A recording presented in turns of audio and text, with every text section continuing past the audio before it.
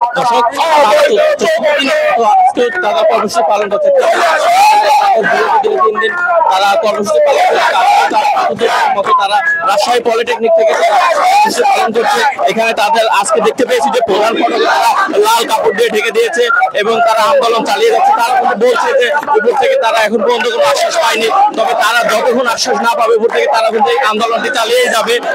আমরা কথা বলবো তাদের সঙ্গে, তারা কি বলছে দেখি। ভাই, আপনি বলবেন যে আজকে আপনাদের কর্মসূচি কি? আজকে আমাদের কেন্দ্রীয় কর্মসূচির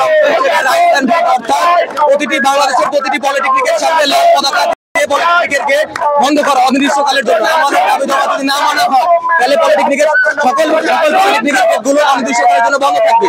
বিগত ফ্যাসিবাদের আমলে 2013 সালে আমরা দেখেছি যে এরকম হাইকোর্টে একটা রিট পাস হয়েছিল। 5 তারিখের পরে এরকম একটা ঘটনা বেকারজনক। আমরা সরকারের কাছে দাবি জানাই যে এরকম ঘটনা কিভাবে ঘটে, আমাদের কারিগরি সেক্টরকে কেন এত বৈষম্যের শিকার করা হচ্ছে, আমরা সরকারের কাছে জবাব চাই। দর্শক শুনছিলেন, আমরা একজন আন্দোলনকারীর সঙ্গে কথা বলছিলাম। আমরা আরো একজন আন্দোলনকারীর সঙ্গে ভাই, বলবেন যে আজকে আপনাদের কর্মসূচি কি ছিল এবং এই আপনার উপর থেকে কোনো আশ্বাস পেয়েছেন কিনা, আর আপনাদের এই আন্দোলন কতদিন চলবে? আমাদের যে আশ্বাসটি দেওয়া হয়েছে উপর থেকে বিগত 8 মাস ধরে আমাদেরকে আশ্বাসের উপরে রাখা হয়েছে, কিন্তু এখন পর্যন্ত আমাদের কোনো দাবি বাস্তবায়িত হয়নি। আজকের আমাদের মূল যে কর্মসূচি সেটি কারিগরি ছাত্র আন্দোলন কর্তৃক দেওয়া হয়েছে এবং তারই পরিপ্রেক্ষিতে আমরা এখানে রাজশাহী পলিটেকনিক ইনস্টিটিউটে কর্মসূচি পালন করছি। আমাদের বিগত 16 এপ্রিল কুমিল্লা পলিটেকনিক এবং কুমিল্লা সার্ভিস ইনস্টিটিউটের উপর আইন শৃঙ্খলা বাহিনী কর্তৃক যে নেককার হামলা চালানো হয়েছে সেটির প্রতিবাদে এবং কারিগরি শিক্ষার্থীদের যে অধিকার আদায় সেটি নিশ্চিত করতে আমরা এখানে অবস্থান করছি। এবং কর্মসূচি অনুযায়ী প্রত্যেকটি পলিটেকনিকের যে মূল ফটকটি রয়েছে সেটি লাল কাপড় দিয়ে ঢেকে দেওয়া হবে অনির্দিষ্টকালের জন্য এবং সেই কর্মসূচিটি আমরা এখন পালন করলাম। যদি এরা দাবি না মানে তাহলে কি করবেন? আমাদের দাবি প্রত্যেকটি, আমাদের কোনো অভিযোগ দাবি নাই। আমরা চাই যে আমাদের সাথে প্রধান উপদেষ্টা সমাবেশে বসুক এবং আমাদের দাবিগুলো মেনে নেয়। যতদিন পর্যন্ত আমাদের দাবিগুলো মেনে না হবে যে রাজপথে অবস্থান করছি, আমাদের আরো কঠোর থেকে কঠোর কর্মসূচি আসবে আগামী দিনে। আপনাদের পরবর্তী কর্মসূচি কি হবে? আমাদের পরবর্তী কর্মসূচি যেটি হবে সেটি হয়তো সন্ধ্যার পর কেন্দ্রীয় প্রতিনিধিগণ অর্থাৎ আমাদের সাথে মিটিং এ বসে আমরা প্রত্যেকদিন যে সিদ্ধান্ত নিই তার পরিপ্রেক্ষিতে আমরা সন্ধ্যার পর সে কর্মসূচি জানিয়ে দেব। দর্শক শুনছিলেন, আমরা কথা বলছিলাম এখানে আন্দোলনকারীর সাথে। আমরা আরো একজন আন্দোলনকারীর সাথে কথা বলবো। আপনি বলবেন যে আপনাদের যদি দাবি না মেনে নেওয়া হয় আপনারা পরবর্তীতে কি কর্মসূচি পালন করবেন?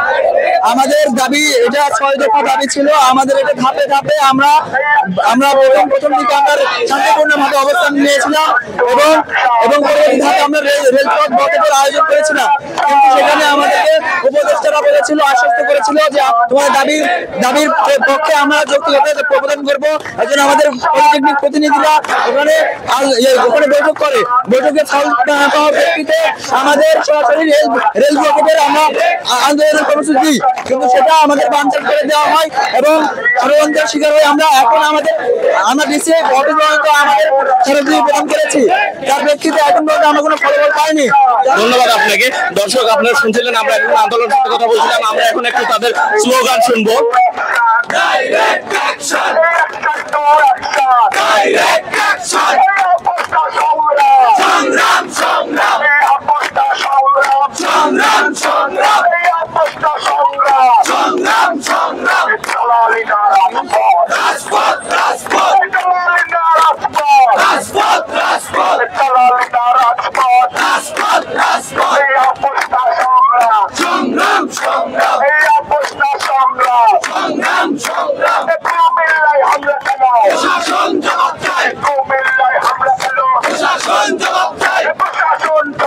দর্শক, আপনারা স্লোগান শুনছিলেন, আমরা এখানে আন্দোলনকারীর সাথে কথা বলেছি।